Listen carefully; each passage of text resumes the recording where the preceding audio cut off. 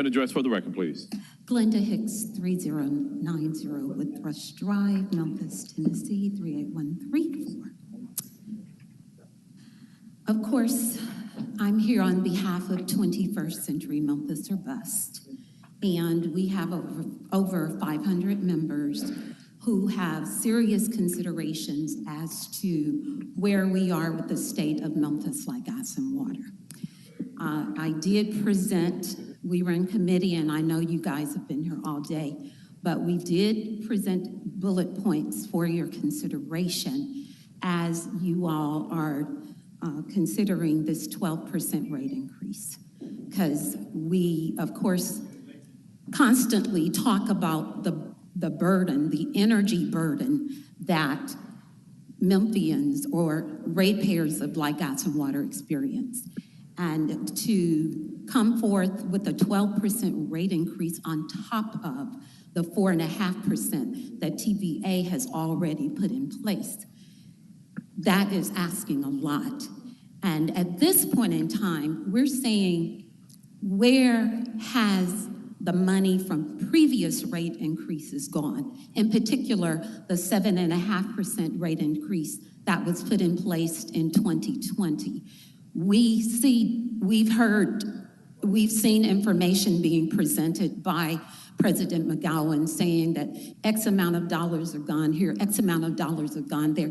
When this year alone, we experienced one of the worst services in terms of outage restoration that we have seen here in a long time. So basically, services have decreased. And we're just saying, please consider these facts. We're asking that we ask for a forensic audit on their financial state before we even think about moving forward. Thank you. Thank you, Ms. Hicks. Next comment card is from Mr. Dennis Lynch.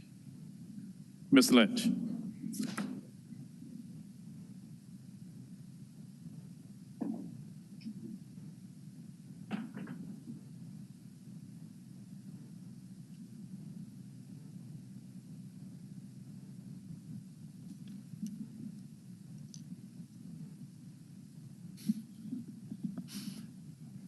Thank you very much.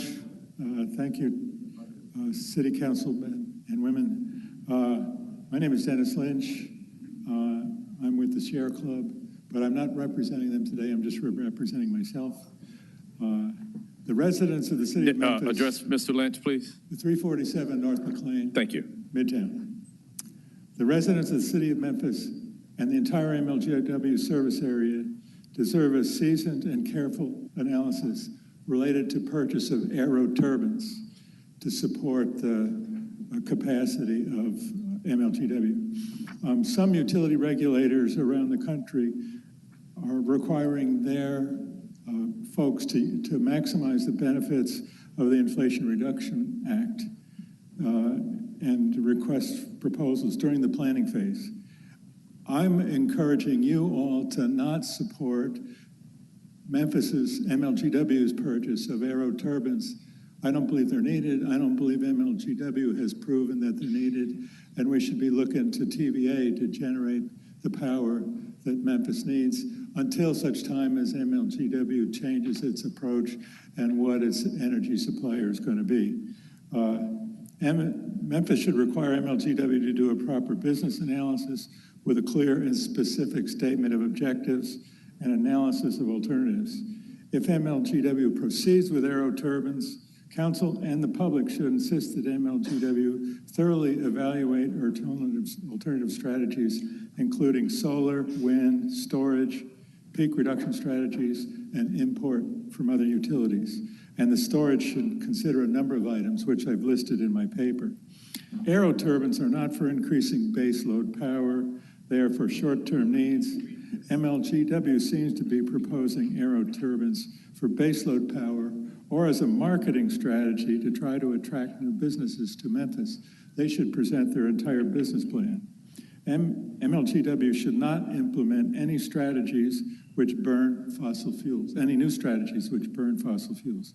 Last thing I want to say is districts 2, 3, and 7 have runoff elections and encourage everybody in those districts to vote. Thank you, Mr. Lynch. Our next comment card is from Dr. Ray Bauer.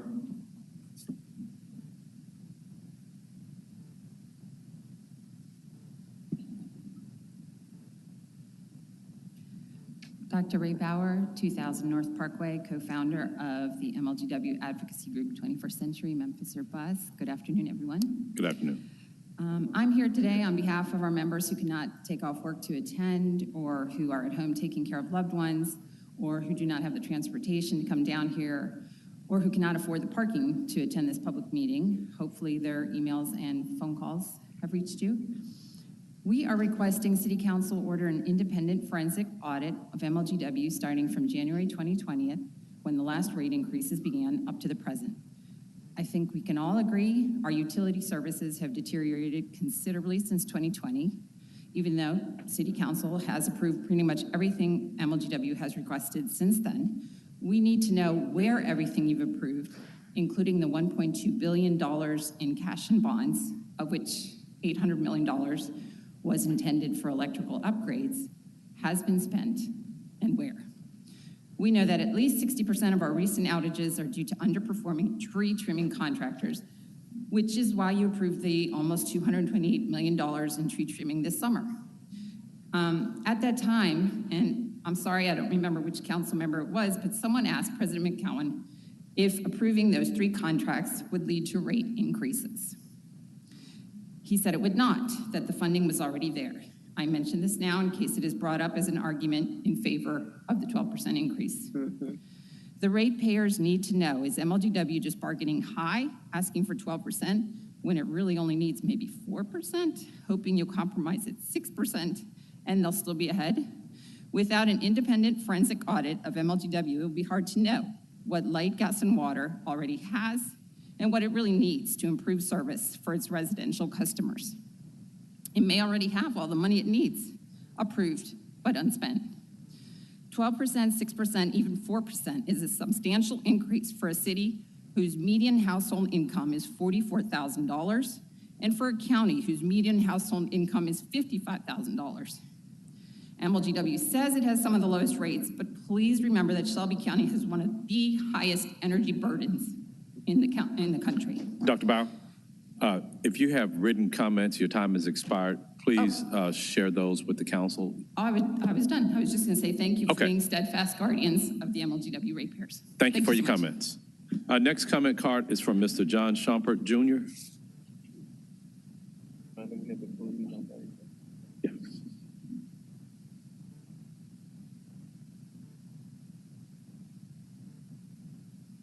Good afternoon. Good afternoon. John Shumpert, 2356 Hawkhurst Street, District 2. On the same thing, I'm with 21st Century Memphis or Bust, speaking about the potential increase of 12% on rates. Ray was just talking about wanting to have a forensic audit of where the money has been spent since the last increase. Obviously, the $800 million that was allocated for infrastructure improvements. We've been told that the inflation has made that more expensive. I think it's important to find out how much more expensive exactly, and what the timeline is on getting those projects done before they'll come back asking in another 2, 3, 5 years for more money because it's gone up even more. Also, we've all heard about the excessive, often estimated bills that people are receiving.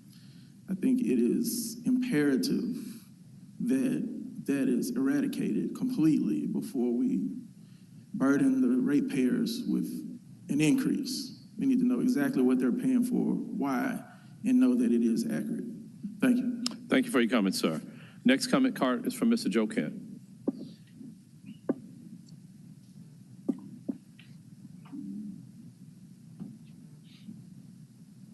Thank you, Mr. Chairman. Joby Kent, 5111 Flamingo, conspiracy theorist, founder, Taxpayer Justice Institute. First, it was not me, but MLGW Commissioner Mitch Graves implied that this excessive MLGN budget is not grounded in reality.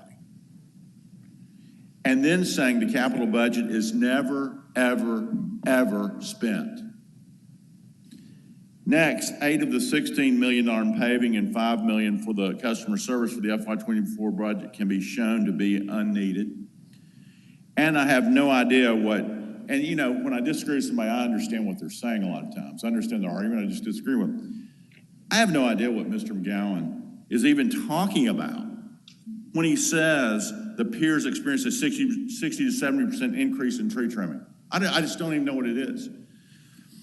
And worse, Mr. McGowan should get his own story straight, because in his PowerPoint, it's a 128% increase from $100 million to $228 million. Again, I just can't relate, as this is not grounded in reality, which is why I believe Mr. Corey Hester of the IBEW over Mr. McGowan, whose tree trimming costs are in line with Nashville and Knoxville and grounded in reality. As far as your question on how much has been spent, Mr. Jeans answered $520 million just a while ago. The document obtained from the FOIA has a total electrical capital spend of $296,061,544 of $800 million at the end of FY23. That is $220 million less than Mr. Jeans testified to today in committee. Also, MLGW will not share their FY23 financials, which we really need right now. All this to say a forensic audit and rate decrease, not an increase, are in order. And spending on Nashville, and speaking on Nashville and Memphis income disparities, we are asking Memphis to pay 100% more for tree trimming. Thank you. Thank you, Mr. Kent. Next card is from Mr. Walter.